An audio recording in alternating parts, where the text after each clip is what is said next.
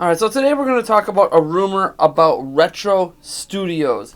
There was some stuff that broke yesterday that I didn't talk about at the time because I wanted to let it get further fleshed out.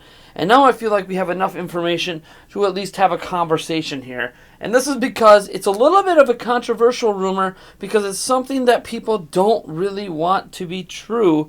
And that is that Retro Studios has been potentially working on something completely non-gaming related. So let's get into where this comes from. So I'm going to show you a series of tweets by Christopher Dring, who works from GameIndustry.biz. He's kind of the one who got the ball rolling on this. So let's just get into his series of tweets and some of the replies from other industry insiders and what led to this entire rumor even existing in the first place. So this started out with a tweet he put out on January 17th. This was before Labo was announced. And he says, Retro's doing something non-gaming. Perhaps it's that. And then Ashley Day responded with, what, a web browser, etc., etc. Like, what could it possibly be? And then he goes on to say, do we know who's making Labo? Is it Retro Studios? Purple Monkey Dishwasher, who is at Thomas Fillin on Twitter, went on to say, not likely. It seems to be a Japanese developer. So no, we still don't know what Retro Studios is working on right now. And then Christopher Dring, responded, well, I assumed that was Retro Studios, but I can't see any reference to them.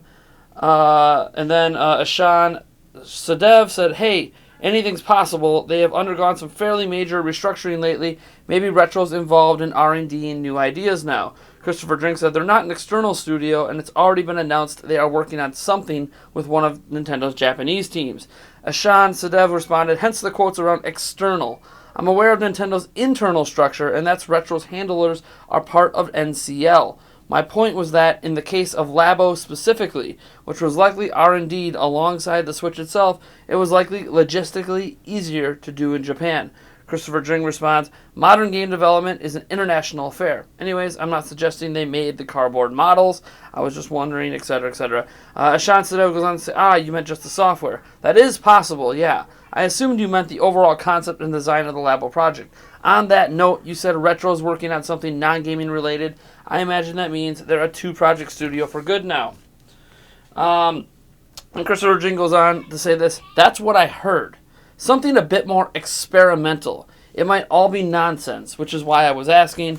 And then Ashan Sadev went on to say, I remember a few years back, Miyamoto said Retro is working on more Metroid, and that made sense. That doesn't seem to be the case anymore. For the best, though, running Retro is likely more expensive than their Japanese studios, so I imagine they want them on something a little less niche. And again, all of this comes from the Twitter account of Christopher Dring, who is a GameIndustry.biz publisher, Games Aid trustee, words featured in The Observer, The Guardian, Doctor Who magazine, and on the BBC. So we're talking about someone who is very heavily connected here inside and around the video game industry. So the question is, how much stock do we really put in this?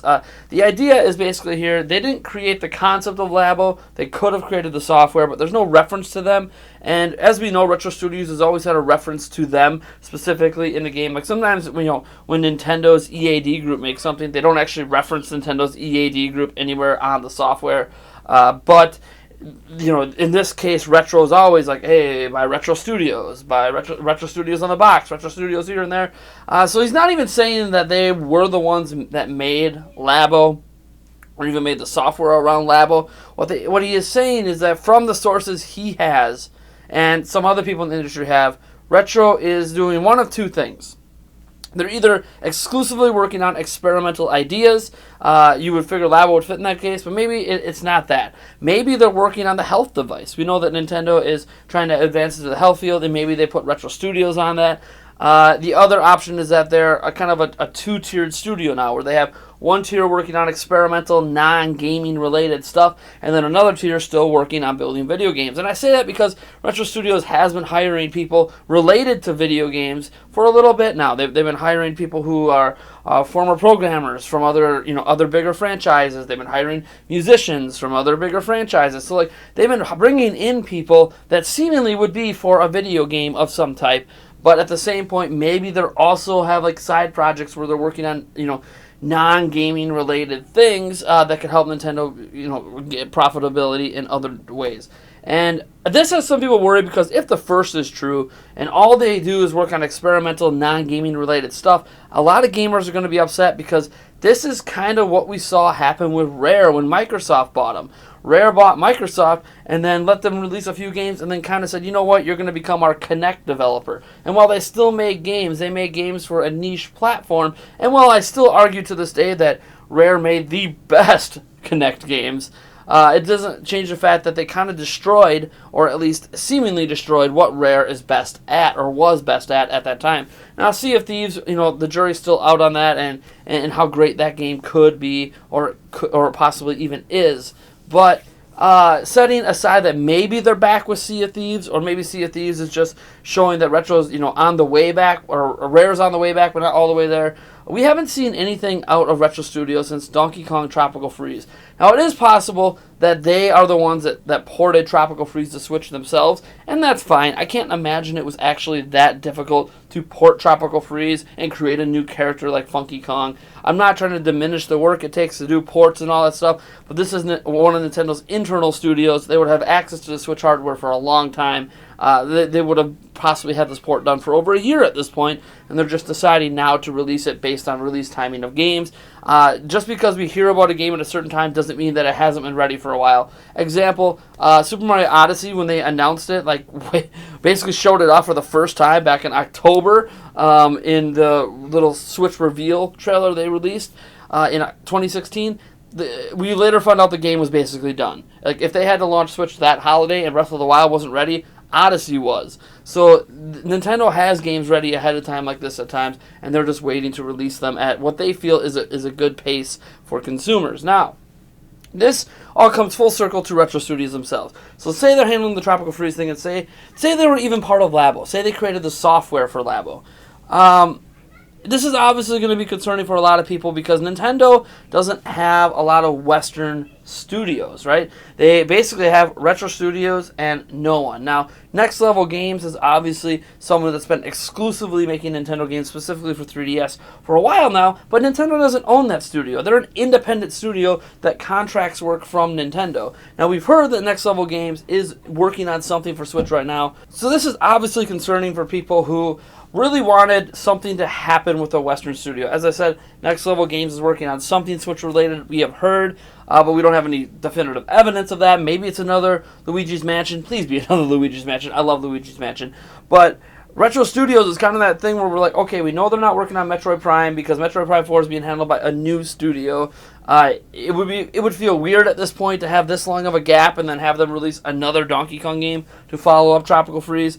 So at this point, I have been hoping this whole time for a brand new IP. So there's a lot of things to be concerned about here. If any of these rumors, if any of this reporting has any weight to it, because as consumers, we obviously were hoping that Retro Studios was working on something more Western focused to help balance out Nintendo's library of games, which are obviously heavily focused on their development studios in Japan. Now, it should be noted, as Christopher Drink said in his final tweet, he said this is what he's heard, something a bit more experimental. It might all be nonsense, which is why he was asking about Labo at the time. So we have to take a step back here and say, look, even the person who's saying this, and this rumor spreading all over the internet at this point, and people being worried about Retro and upset here, the person who this all originated from is saying this might just be hogwash, basically. He says the word nonsense. This might be nonsense. As in, they might be completely not working on anything experimental, and what they're actually doing is building a brand new IP or building a game, building this huge game. What he is saying is that he doesn't trust his sources to the point that he's willing to absolutely 100% definitively believe everything they have said. Chances are they're not people that actually work directly at the studio. It's probably someone who heard something, and it kind of passed down the chain and eventually got to him. After all, he does work in the UK. Retro Studios is a studio in the United States. Chances are there's no direct contact between him and Nintendo of America. There's just been, he knows someone who knows someone who knows someone, and as information comes on the pipeline, we all know, especially when it comes to rumors, that things can get distorted. The whole experimental non-gaming, it could have actually been, they're working on an experimental game, which would be a new IP. I mean, let's be honest, there's nothing wrong. Splatoon was an experimental game. ARMS was an experimental game. Codename Steam was an experimental game. So, like, Nintendo obviously is not against working on brand new IPs at this point. And it is true that Retro Studios, because they're a Western studio, it's probably a bit more expensive to make games there. And we have to keep in mind, Retro Studios is a relatively small studio. A lot of people expect them to kind of be like the Naughty Dog of Nintendo. Naughty Dog has hundreds upon hundreds of developers. Retro Studios might have 100 total. It's, you know, obviously they've been hiring throughout the past few years, but they've been hiring like one person at a time rather than like groups of 5, 10, 15, 20 people. So it'll be very interesting to see whatever they're working on.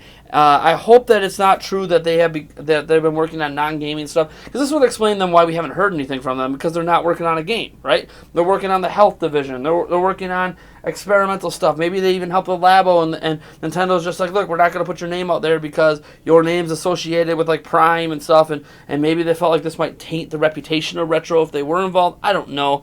I don't think it really matters if they were involved. I can't imagine the actual software behind Labo being something that took 3.5 years of development time. I can imagine even if Retro did do it, it was probably 6 months to a year with a really small team working directly with Japan and their ideas and their concepts for everything. But again, Labo really feels like something out of Japan because, one, Nintendo would have had to have this idea before Switch even came out, and two, the people developing the cardboard ideas would need to work directly with the software people to really make it work. I'm not saying that can't happen between Retro and Japan. It's happened with prior games, but I just don't think that's likely. I think it's more likely that they're working on something else, whether it's health related, whether it's Toys to Life related, whether it's just related to merchandising, or whether it's actually games related. I really obviously hope that we're getting brand new video games here out of Retro Studios and that we'll hear about it at E3. I'm going to continue to hold out hope because when the source of this rumor is saying this all might be nonsense, we need to remember that he is not definitively standing behind what he's heard. He is saying it could be hogwash. So I'm going to go with the hogwash stance since the source of the rumor isn't that confident in it, but we do have to consider it. So you guys let me know what you think about all this down in the comments below, because this is obviously something that could upset a lot of people that really liked Retro Studios' work, or it could just, they could be upset and it turns out they're wrong.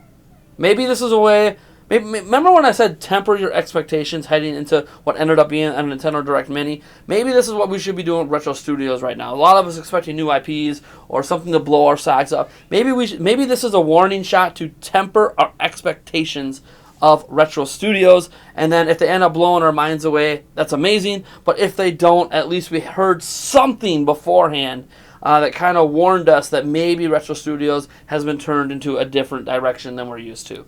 Anyways, I am Nathaniel Rufflejans from Nintendo Prime, and if you like this video, you know what to do, and if you dislike the video, hit that dislike button, subscribe for more content, and as always, folks, you can go ahead to patreon.com/Nintendo Prime. Support us there. We have some cool things happening, potentially bringing our podcast recording every week live exclusively to a certain Patreon tier. More on that later. Otherwise, folks, I will catch you in the next one.